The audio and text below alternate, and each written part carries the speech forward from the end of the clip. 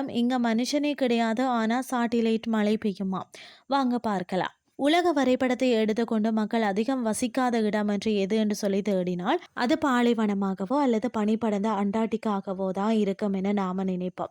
ஆனால் இவை எல்லாவற்றையும் விட தனிமையான மனித தடமே இல்லாத ஒரு இடம்னா பசிபிக் பெருங்கடல்ல நடுவே இருக்கிறது. அந்த இடத்தின் பேர் தான் வந்து பாயிண்ட் நிமோ. இதை ஒரு சுற்றுலா தலம் என்று நினைத்து விட வேணாம். இது ஒரு கற்பனைக்கு எட்டாத வெறும் நிறைந்த பகுதி. அதாவது பாத்தீங்கன்னு சொன்னா இங்க யாராவது மாட்டிக்கொண்டால் அவர்களுக்கு உதவி செய்ய வரப்போகும் மிக அருகாமையில உள்ள மனிதர்கள் பூமியில இருக்க மாட்டார்கள். அவர்கள் வானத்துல இருப்பார்கள் என்பதுதான் இதன் விசித்திரமான உண்மை. தெற்கு பசிபிக் பெருங்கடல்ல மையப்பகுதியில் அமைந்துள்ள இந்த புள்ளி தான் நிலப்பரப்புல இருந்து மிக தொலைவில் இருக்கக்கூடிய இடமாகும். இங்கிருந்து பாத்தீங்கன்னா எந்த திசையில திரும்பினாலும் சுமார் 2600 கிலோமீட்டர் தூரத்திற்கு தரையையே பார்க்க முடியாதாம். ஈஸ்டர் தீவு மற்றது அண்டார்டிகா அருகில உள்ள சில தீவுகள் தான் இதற்கு சற்று தொலைவில் உள்ள நிலப்பரப்புகள்னே சொல்லலாம். கப்பல் போக்குவரத்து பாதைகள் கூட இந்த பகுதியை தவிர்த்தே செல்கிறது. 1990களில் தான் இப்படி ஒரு இடம் இருப்பதே அதிகாரப்பூர்வமாக கண்டறியப்பட்டது. அதுவும் கப்பல் மூலமாக அல்ல, கணினி மென்பொருள் மற்றது செயற்கைக்கோள் தரவுகளை வந்து பயன்படுத்தியே இந்த இடத்தை விஞ்ஞானிகள் அடையாளப்படுத்தினராம். நிமோ என்ற வார்த்தைக்கு யாரும் இல்லை என்று அர்த்தம். பெயருக்கு ஏற்றால் போலவே இது ஒரு சூனிய பிரதேசமா.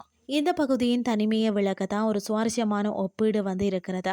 பாயிண்ட் நிமோவில ஒருவர் நீந்தி கொண்டிருப்பதாக வைத்துக் கொள்வோமே, அவருக்கு மிக அருகில் இருக்கக்கூடிய மனிதர்கள் 2600 கிலோமீட்டர் தள்ளி இருக்கக்கூடிய தீவு வாசிகள் அல்ல. பூமிக்கு மேலே வந்து சுமார் 400 கிலோமீட்டர் உயரத்தில் சுற்றி கொண்டிருக்கும் சர்வதேச விண்வெளி நிலையத்தில் இருக்கக்கூடிய விண்வெளி வீரர்கள் தான். இவருக்கு மிக அருகில் இருப்பவர்கள் பூமியில உள்ளவர்களை விட வானத்தில் இருப்பவர்களே இவருக்கு பக்கத்து வீட்டுக்காரர்கள் என்பது எவ்வளவு வினோதமான விஷயம் இல்லையா? அதாவது மனிதர்கள் செல்ல தயங்கும் இந்த இடத்தை தான் நாசா மற்றது பிற விண்வெளி ஆராய்ச்சி மையங்கள் ஒரு குப்பை தொட்டியாக பயன்படுத்துகிறார்களாம். செயல் இழந்த செயற்கைக்கோள்கள், ராக்கெட்டின் பாகங்கள் மற்றது விண்வெளி நிலையங்களை எங்கே போடுவது என்று தெரியாத போதும் அவர்கள் தேர்ந்தெடுக்கக்கூடிய இடம்னா இந்த பாயிண்ட் நிமோ தான். வளிமண்டலத்தில் நுழையும் போது எரிந்து போகாத பெரிய விண்வெளி களங்கள் மக்கள் வசிக்கக்கூடிய பகுதியில் விழுந்தால் பெரும் ஆபத்து ஏற்படும். எனவே வந்து ரிமோட் கண்ட்ரோல் மூலம்தான் அவற்றை இந்த ஆள் அரவமற்ற கடற்பகுதிக்கு திசை திருப்பி கடல்ல வந்து மூழ்கடிக்கின்றனர். ரஷ்யாவின் மிர் விண்வெளி நிலையம் உட்பட பல 100 விண்வெளி கலங்கள் வந்து இங்கேதான் வந்து சமாதி ஆகியுள்ளதா. பொதுவாக வந்து கடல் என்றாலே மீன்களும் நீர்வாழ் உயிரினங்களும் நிறைந்து இருக்கும் என்று நினைப்போம். ஆனால் பாயிண்ட் நிமோ விதிவிலக்கானது.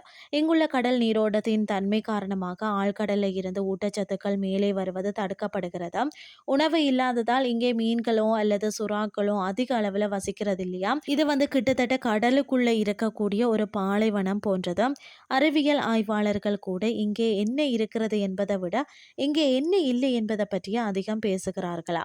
இன்றைய கிறிஸ்டி உங்களுக்கு வந்து பிரயோசனமாக அமைஞ்சிருக்கும்னு சொல்லி நான் நம்புறேன். இதே மாதிரி மற்றொரு கிறிஸ்டியின் வேலைக்கு உங்களை சந்திக்கிறேன். நன்றி.